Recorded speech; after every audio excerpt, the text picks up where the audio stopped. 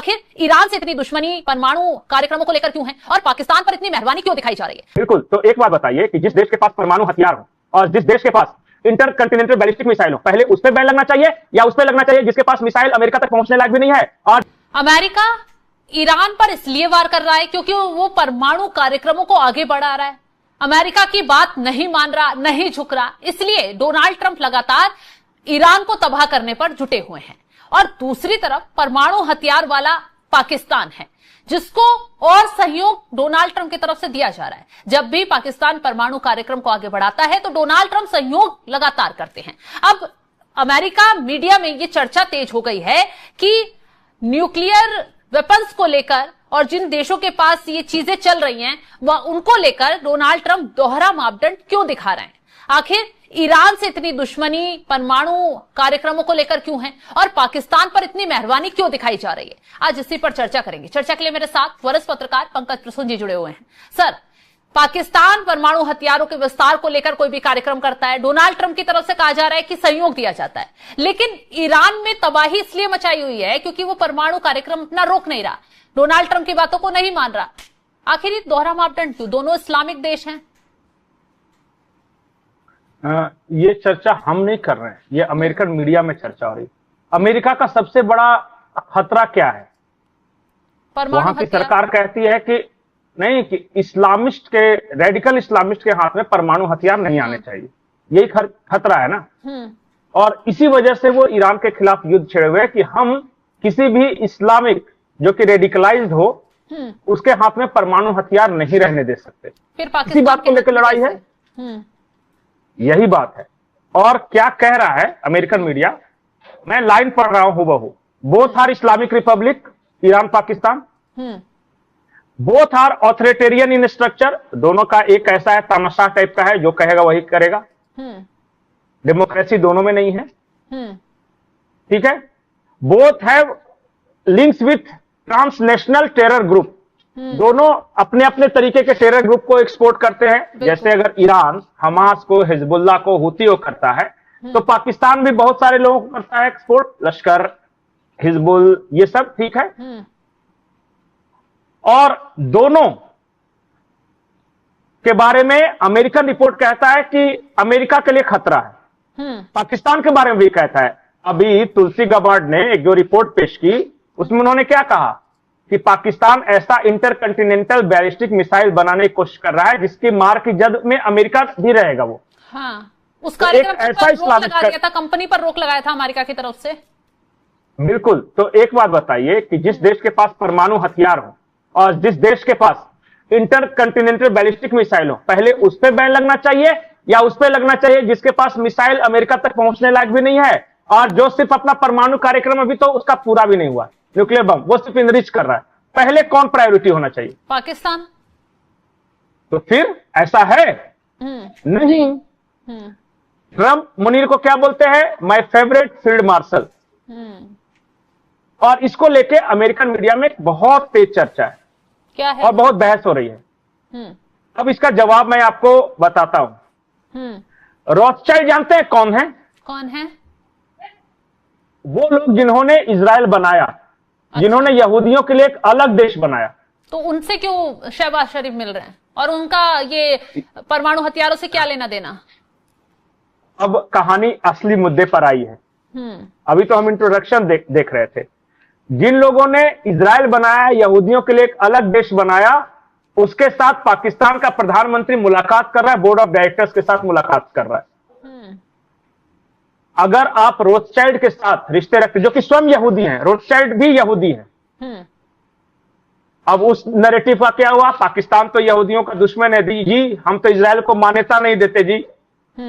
पाकिस्तान के पासपोर्ट पे इजराइल नाम का कोई देश ही नहीं, मतलब वो रिकॉग्नाइज ही नहीं करता। अच्छा, जो देश इजराइल को रिकॉग्नाइज नहीं करता वो देश का प्रधानमंत्री यहूदियों का सबसे बड़ा सिरमौर और इजराइल बनाने वाले के साथ बैठकर क्या कर रही है?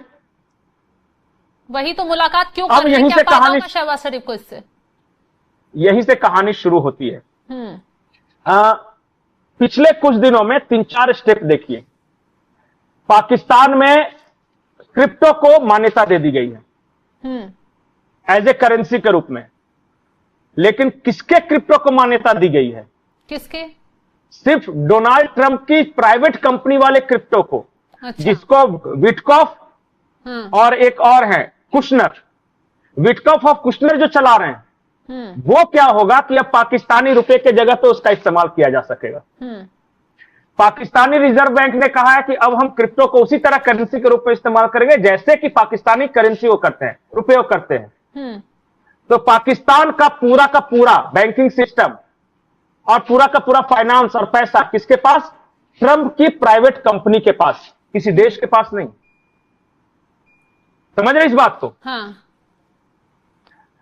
अब जो ट्रंप का क्रिप्टो का पैसा आएगा, हाँ। और वो रहेगा कहां? वो पाकिस्तान में नहीं रहेगा, वो तो अमेरिकी कंपनी के पास रहेगा ना। अमेरिका के किसी बैंक में वो पैसा रहेगा। हाँ। इसका मतलब पाकिस्तान का पूरा इकोनॉमी जो है अमेरिका का बैंक चलाएगा। ठीक है। अब आइए, ये रोथशाइल्ड के पास गए नहीं है, भेजा गया है। रोथशाइल्ड के पास जाने का मतलब ही है कि पाकिस्तान अब इजराइल को एक्सेप्ट कर रहा है, रिकॉग्निशन दे रहा है। लेकिन पाकिस्तानी थोड़ी एक्सेप्ट कर रहे हैं। पाकिस्तानियों की औकात है, जब वसीम मुनीर और शहबाज शरीफ बोल देंगे तो फिर वो पाकिस्तान वहां की आर्मी बवाल मचेगा, उसका क्या होगा? कौन बवाल मचाएगा वहां की आर्मी के खिलाफ? इमरान खान ने कोशिश तो की थी, तो क्या हो गया? उससे मार के सबको ठीक कर दिया। वो समझौता करा था पाकिस्तान में, उसका हश्र क्या भुगतने को मिला? वसीम मुनीर, शहबाज शरीफ जानते हैं, चारों तरफ तबाही मची थी, आग लगी थी, हिंसा भड़की थी। ठीक है, हिंसा ही तो भड़काएंगे, 2-4 शहरों में दुकानें ही तो जलाएंगे, लेकिन आर्मी उनको मार पीट के ठीक टुकाई करके ठीक कर देगी। वहां की आर्मी से लड़ सकेंगे ये? नहीं, बिल्कुल नहीं। अब मैं बताता हूं, अब मैं आगे की कहानी बता रहा हूं। अब यहां तक तो है कि रोथशाइल्ड आ गया है। अब रोथशाइल्ड कर क्या रहा है इनके साथ मुलाकात, आप जाके उसको पढ़िए। वो कह रहे हैं कि हम पाकिस्तान में एनर्जी सिनेरियो ठीक करेंगे, यानी वहां जो बिजली का संकट है वो ठीक करेंगे। स्ट्रेटजिक, ये जो स्ट्रेटजिक इंफ्रास्ट्रक्चर वो करेंगे, और हम इसी तरह पाकिस्तान के अंदर बड़े पैमाने पे इन्वेस्टमेंट करें। बताइए, यहूदी पाकिस्तान के अंदर इन्वेस्ट करेगा और स्ट्रेटजिक स्ट्रक्चर और एनर्जी इंफ्रास्ट्रक्चर में इन्वेस्ट करेगा, पाकिस्तान से बाहर जा सकेगा इसके कभी भी? बिल्कुल नहीं। मतलब पाकिस्तान के जो मेन ढांचे हैं, अब उसमें इजराइल का कब्जा रहेगा, इनडायरेक्टली यहूदियों का कब्जा रहेगा और ट्रंप का कब्जा रहेगा। और इसके बाद होगा क्या पता है?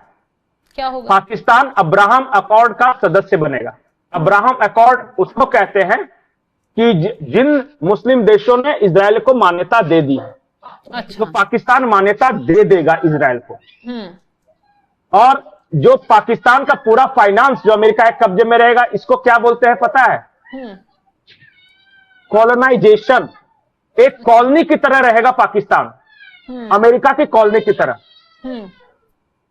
जो कर रहा है ना कि अमेरिका, जो पाकिस्तान का पूरा का फाइनेंशियल स्ट्रक्चर ट्रंप के कब्जे में रहेगा, इसको कहते हैं कॉलोनाइजेशन। जैसे ईस्ट इंडिया कंपनी ने किया था कि विक्टोरिया कॉइन चलता था भारत में, उसी तरह ट्रंप कॉइन चलेगा पाकिस्तान। क्रिप्टो कॉइन है वो, पर है तो वही स्थिति। बिल्कुल। तो मुनीर और शहबाज ने इनडायरेक्टली पाकिस्तान को बेच दिया यहूदियों के हाथों और ट्रंप के हाथों। और इसीलिए डोनाल्ड ट्रंप मेहरबान नजर आ रहे हैं पाकिस्तान पे। क्योंकि अभी रेड लिस्ट में जो आग लगी है, देखा कैसे पाकिस्तान को हीरो बनाया जा रहा है। बार बार पाकिस्तान, डोनाल्ड ट्रंप सामने आते हैं, हीरो मुनीर को बोलते हैं, शहबाज शरीफ की तारीफ करते हैं। यही कारण है क्या?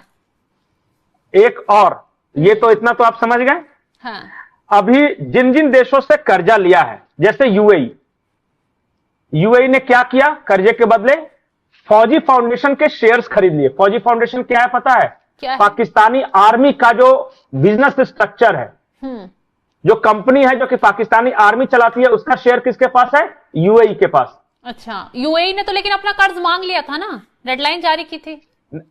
जैसे कि 6 बिलियन था, 2-2 बिलियन करके मांग रहा है। तो पहले 2 बिलियन के शेयर खरीद ले, मांग ही इसलिए रहा है, अभी फिर दबाव बना रहा है। पैसे कहां से देगा? फिर से फौजी फाउंडेशन के और शेयर बेचो। तो पाकिस्तानी आर्मी का जो इकोनॉमी है वो किसके हाथ में रहेगा? यूएई या सऊदी। ये तो बेचेंगे कोई गल्फ कंट्रीज को ही ना। ये यूएई, सऊदी सब कौन है? अब्राहम अकॉर्ड साइन कर चुके हैं। हाँ। इजराइल को मान्यता दे चुके हैं। तो पाकिस्तानी आर्मी को भी झक मार के पाकिस्तान को इजराइल को मान्यता देनी होगी। ऐसे बनाया जाता है गुलाम। जो तरीका है वही है। और रॉथस्चाइल्ड जो आ रही है ना, ये इतनी बड़ी कंपनी है। देखिए वो ब्लैकस्टोन को भी दे सकता था, जो कि पूरी दुनिया को फाइनेंस करता है, लेकिन रॉथस्चाइल्ड का महत्व ही ऐसे है कि इसने इजराइल बनाया है। इसका ये अपना पेट कंट्री है वो, और तुम उसको मान्यता नहीं दोगे तो हम करेंगे क्या? तुमको व्यापार में ऐसा जकड़ लेंगे कि तुमको मान्यता तो देना ही होगा, और मान्यता ही नहीं दोगे यहाँ पर तो यहूदियों के तरफ से लड़ोगे भी। कह तो रहा था इजराइल क्लियर कि किसी भी इस्लामिक देश के पास हम परमाणु हथियार बर्दाश्त नहीं कर सकते। तो फिर इजराइल ये व्यापार वाले रास्ते पर कैसे आ गया? इजराइल, देखिए आपको बताता हूं, परमाणु हथियार बर्बाद करने के दो तरीके हैं। या तो उस देश पर आक्रमण कर दो, और या फिर उस देश को ऐसी तरह अपने गुलाम बना लो कि जब व्यापार इसके पास रहेगा, यहूदी के पास, उसका फौजी फाउंडेशन यहूदियों के पास रहेगा, इसका जो करेंसी चलेगा वो डोनाल्ड ट्रंप का चलेगा, तो वो तो उनके हाथ में आ गया ना।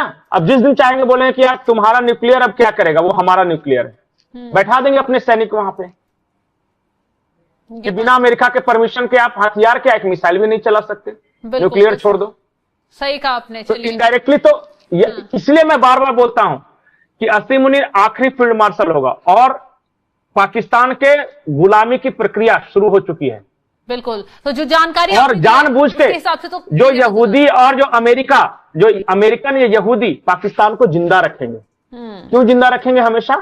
क्योंकि बगल में चाइना और इंडिया है, ये दोनों कंपटीटर हैं अमेरिका से, फायदा उठाने के लिए। तो इनको काउंटर करने के लिए वो एक जिंदा रहना जरूरी है उस देश को। तो चलिए, बहुत बहुत शुक्रिया पंकज जी तमाम जानकारी देने के लिए आपका। तो देखा, अमेरिका मीडिया में चर्चा चल रही थी सीधा सीधा कि न्यूक्लियर को लेकर डबल स्टैंडर्ड क्यों है डोनाल्ड ट्रंप, ईरान में इतनी तबाही मचा रहे, पाकिस्तान पर मेहरबान क्यों हैं। तो आपको जवाब तो समझ में आ गया होगा कि कैसे असीम मुनीर, शहबाज शरीफ खेल कर रहे हैं, अमेरिका के हाथों पूरा पाकिस्तान बेच दिया है, कैसे इजराइल को बनाने वाले के साथ डील कर रहे हैं, और फायदा क्या मिल रहा है? जाहिर सी बात है, जो दिख रहा है वही फायदा आप देख पा रहे हैं, वो पाकिस्तान को मिल रहा है। और पाकिस्तान जो खेल कर रहे हैं असीम मुनीर, शहबाज शरीफ, उससे पाकिस्तान एक दिन बर्बाद ही नहीं होगा, तबाह हो जाएगा पूरी तरह। तो फिलहाल इस खबर को लेकर आप क्या कुछ राय रखते हैं, कमेंट बॉक्स में जरूर बताइएगा, और तमाम बड़ी खबरों की अपडेट के लिए आप हमारे साथ जुड़े रहें। नमस्कार।